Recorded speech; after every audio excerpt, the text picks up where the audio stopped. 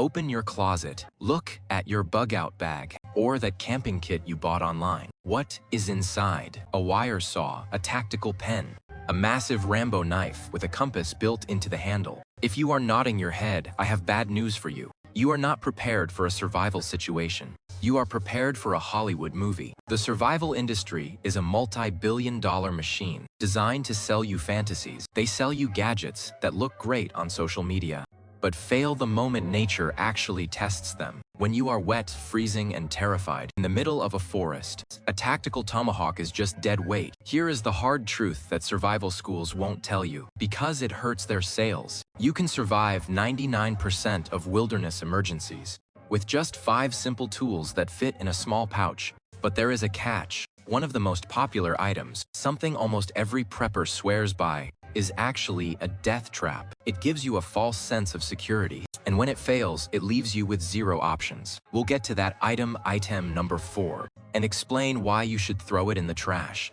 Today, in this video, we're throwing away the junk. We're exposing the myths of survival gear, and breaking down the only 5 tools that actually save lives when the chips are down. The rule of 3s. Before we open the kit, we need to understand the rule of 3s. This is the biological law that dictates how you die. You can survive 3 minutes without air. You can survive 3 hours without shelter. You can survive 3 days without water. And you can survive 3 weeks without food. Most people buy gear for the 3 weeks part, fishing hooks and snares. But statistically, you will be dead from hypothermia within 3 hours, long before you ever get hungry. Exposure is the leading cause of death in the wilderness. Therefore, our gear must prioritize shelter and water over everything else. Tool number 1. Heavy-duty Mylar bivy bag. This brings us to tool number 1. It isn't a tent and it isn't a tarp. It is a heavy-duty Mylar bivy bag. Notice I said heavy-duty. I'm not talking about those flimsy gold foil blankets. That cost $1. Those are garbage. They tear in the wind, and they're impossible to wrap around your body effectively.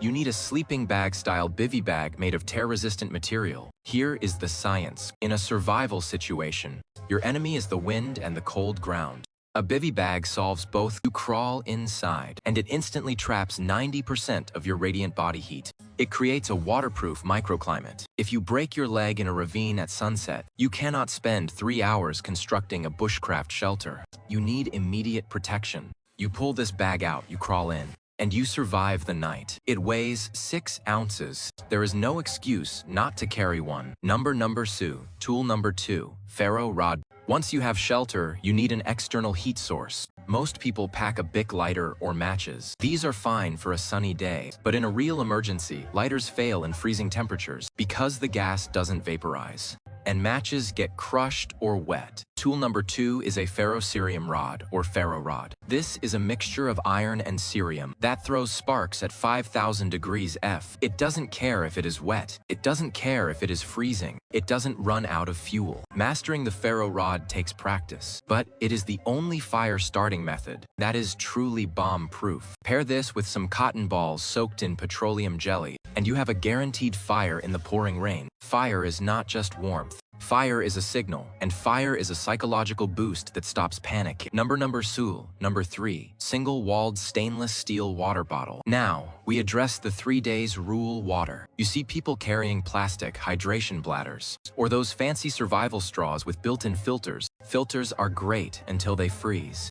If the ceramic element inside your filter freezes, it cracks. The next time you use it, you are drinking raw sewage, and you won't even know it. Tool number 3 is the most boring item on this list, yet it is the most critical. It is a single-walled stainless steel water bottle. Why single-walled? Because you cannot boil water in an insulated bottle. The vacuum seal will explode if you put it in a fire. With a single-walled steel bottle, you have a disinfection system that never fails. You fill it with dirty creek water, put it directly into the coals of your fire, and boil it. Boiling kills 100% of pathogens. Filters can clog, tablets run out, but a steel bottle lasts forever. It can also be used to carry hot rocks into your bivy bag to keep you warm at night. It is a multi-use tool that plastic simply cannot replace. Tool number 4. Full-tang carbon steel fixed blade knife fen. Now we arrive at the controversial item, the knife. This is where the marketing lies are the strongest. You see survival knives that are massive with serrated spines, hollow handles for storing matches, and aggressive tactical looks. This is the junk I told you to throw away. A hollow handle means a weak blade connection. If you try to chop wood with it, the handle will snap, and you will be left holding a broken piece of metal. Tool number 4 is a full tang carbon steel fixed blade knife. Full tang means the metal of the blade runs all the way through the handle. It is one solid piece of steel. You don't need a sword. You need a blade that is 4 to 5 inches long. This size is perfect for batoning, a technique where you hit the back of the knife with a heavy stick to split wood. You need to split wood to get to the dry center of a log when it is raining. A folding knife is convenient, but the hinge is a weak point. In a survival situation, if that hinge breaks, you lose your ability to process wood. Get a simple boring knife like a Mora. It is not flashy, but it works. Number Sunny tool. Number 5. Number 36. Tarred bank line. Finally, you need a way to hold things together, to lash branches for a shelter, or fix a broken shoelace. Most survivalists tell you to carry 550 paracord. Paracord is good, but for a compact kit, there is something better. Tool number 5 is number 36 tarred bank line. This is a twisted nylon twine used by fishermen. Why is it better than paracord?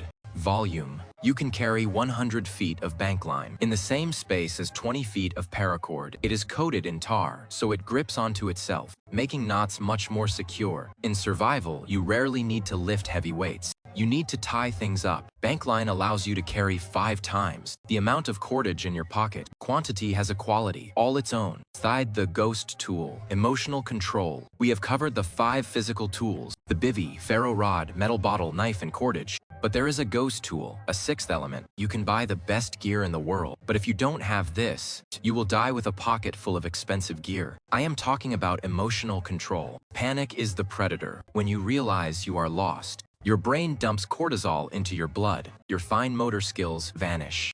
Your IQ drops. You make rash decisions. You abandon your gear. I have studied search and rescue cases where victims were found dead with a lighter and dry wood next to them. They froze because they panicked and couldn't figure out how to make a fire. The gear I listed today is useless if you don't practice with it. A ferro rod is just a stick if you don't know the angle to strike it. A bivy bag is just a wrapper if you don't know how to set it up before your fingers go numb. The 5 C's of survivability. Let's simplify this. Survival instructors call this the 5 C's of survivability. Cover, combustion, container, cutting, and cordage. Open your bag again. Look at that tactical pen. Can it keep the rain off you? No.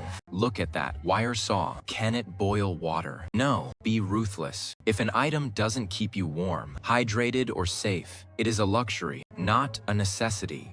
In a survival situation, ounces equal pounds and pounds equal pain. The wilderness is indifferent to you. It doesn't care if you're cool. It understands physics. It is calories in versus calories out. It is body heat versus the wind. These 5 tools are the great equalizers. They give you a fighting chance against the elements. They turn a survival emergency into an inconvenient camping trip. Stop buying the fantasy. Start buying the capability. Do you have a useless piece of gear you regret buying? Let me know in the comments. If you want to learn these specific techniques on how to use these tools, make sure you are subscribed. Stay safe, stay prepared, and thanks for watching.